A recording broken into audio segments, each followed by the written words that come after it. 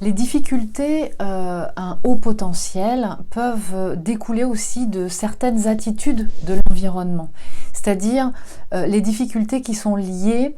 à des réponses inadaptées de l'environnement.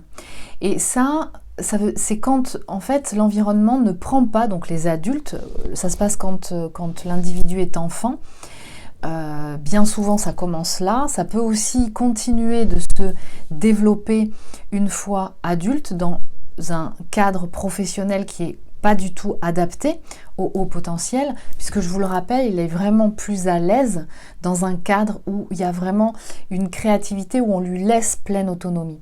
Mais lorsque en fait l'environnement, l'attitude de l'environnement n'a pas pris en compte les besoins spécifiques du haut potentiel, donc dans ce fait d'être dans un apprentissage à découvrir par lui-même, à découvrir en fait les règles et les techniques et la méthodologie propres à un domaine spécifique en le découvrant par lui-même, et bien finalement ça va générer un système de suradaptation à l'environnement de l'individu au potentiel. Et ce phénomène de suradaptation va lui jouer des tours, parce que ce que ça va générer, c'est que ça va freiner l'investissement de l'apprentissage. Alors l'investissement scolaire chez les enfants, mais par la suite, ça va générer chez les adultes, en fait, un manque de motivation.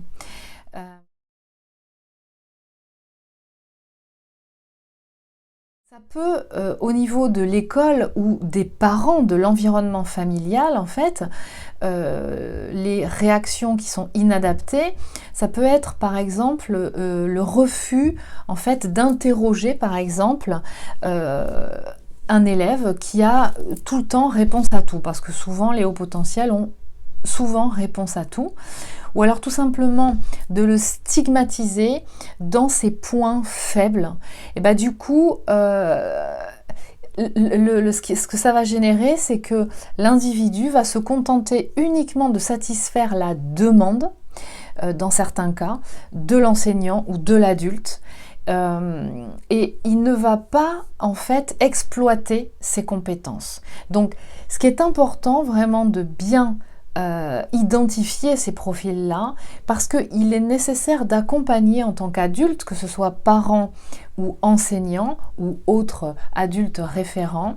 et de pouvoir proposer une méthodologie et un accompagnement qui va vraiment mettre en avant ses compétences, de pouvoir justement le laisser avec plus d'autonomie, lui demander et entendre ce qui l'intéresse,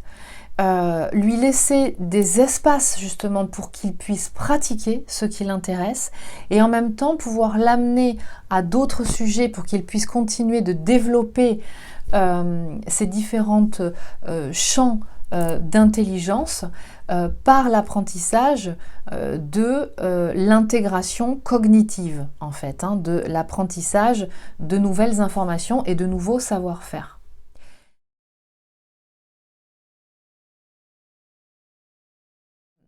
Cette suradaptation qui est bien souvent développée chez les hauts potentiels, ça pourrait sentir, ou ça pourrait amener en fait un sens positif, puisque être finalement adaptable, c'est être souple, c'est savoir se positionner et s'adapter à son entourage. Mais là, la suradaptation, ça peut engendrer des difficultés affectives, avec une image de soi négative, puisque l'individu va s'annihiler, c'est-à-dire qu'il ne va pas être mis en valeur par ses compétences, ni même être accompagné pour les déployer, et ce qui va générer du coup un manque de confiance en lui. Et ça, c'est une des grandes caractéristiques de l'individu à haut potentiel, le manque de confiance en lui. Et bien souvent, lorsqu'on parle des tests chez certains parents, croit que faire passer des tests, ou certains enseignants, certains adultes, va faire que l'individu va se sentir sur un piédestal et va être avec un ego surdimensionné à prendre tous ses congénères pour des personnes qui sont en dessous de lui. Et ça n'arrive jamais chez les hauts potentiels. Bien au contraire, ce qui se passe, c'est qu'il est important de toujours les accompagner, de toujours leur montrer le côté du verre à moitié plein et non pas à moitié vide. Donc, quand il y a un environnement familial qui n'est absolument pas propice à la compréhension et à l'écoute, comme ça l'a été d'ailleurs dans certaines générations, et comme ça l'est, peu importe les générations, dans certaines familles, où par exemple il y a vraiment une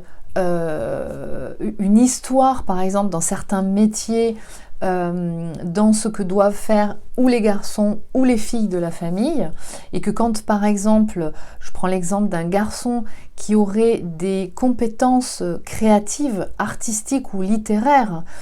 dans une famille où les hommes sont plus manuels ou ont une activité intellectuelle ou un savoir-faire beaucoup plus de l'ordre de médecin, avocat, etc., eh bien, il ne sera pas entendu. Et si on le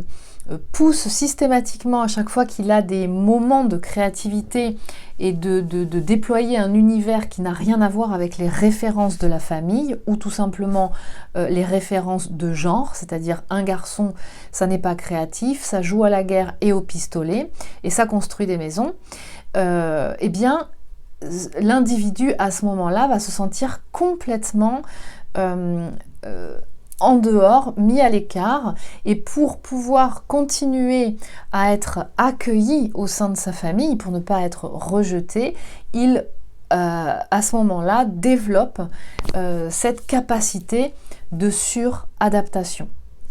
Et donc, comme vous l'aurez bien compris, cette capacité de suradaptation est un frein à la révélation et à l'expansion de ses compétences et donc à l'estime de lui. Ce qui sous-entend que, je le répète encore une fois, être haut potentiel, c'est pas si simple que ça. S'il n'y a pas eu l'environnement propice à l'écoute et à la valorisation des compétences, voire même à la détection avant même que l'enfant s'en rende compte de certaines compétences, et un accompagnement du coup et pédagogique et affectif, familial, de soutien pour le pousser justement à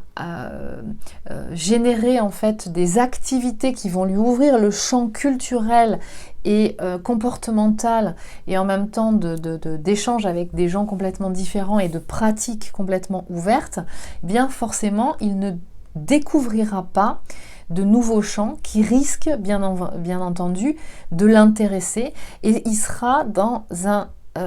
espace complètement limité. C'est un petit peu comme un papillon qui serait dans son cocon, mais qui reste trop longtemps dans son cocon, et à un moment donné, eh bien, il n'arrive même plus à déployer ses ailes. Voilà. Alors si vous vous reconnaissez dans cette difficulté-là, dans ces influences extérieures qui ont pu générer en vous une suradaptation, eh bien, je vous invite à nous faire part dans les commentaires des solutions que vous avez pu trouver pour pouvoir vous aider à vous déployer, à déployer vos ailes.